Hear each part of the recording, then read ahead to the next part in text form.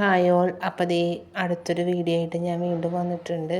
അപ്പം ഒരു ഉച്ചക്കലത്തെ ഒരു വീഡിയോ ആണ് കേട്ടോ. നമുക്ക് ഉച്ചക്ക് എന്തൊക്കെ ഉണ്ടാക്കി കഴിച്ചു എന്നുള്ളതൊരു വീഡിയോ ആയിട്ട് ഞാൻ ഇടാം കേട്ടോ.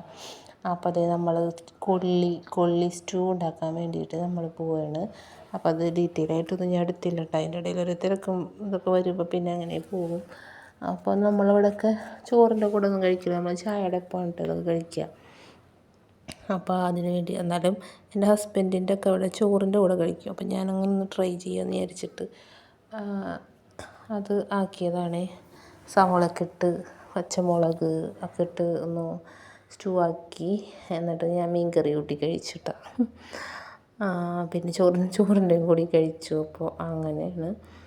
അപ്പോൾ പിന്നെ അതിൻ്റെ ഒപ്പം തന്നെ മത്തങ്ങയും പയറും ഉണ്ടായിരുന്നു, എരിശ്ശേരി.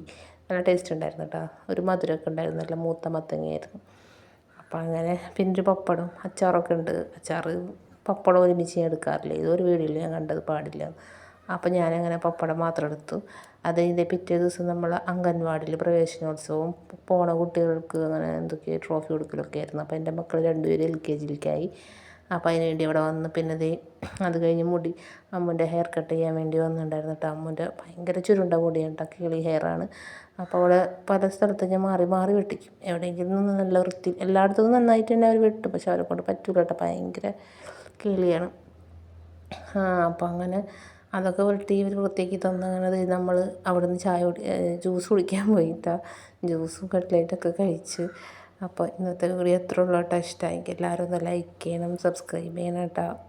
അപ്പോൾ എല്ലാവർക്കും താങ്ക്സ്, ബൈ.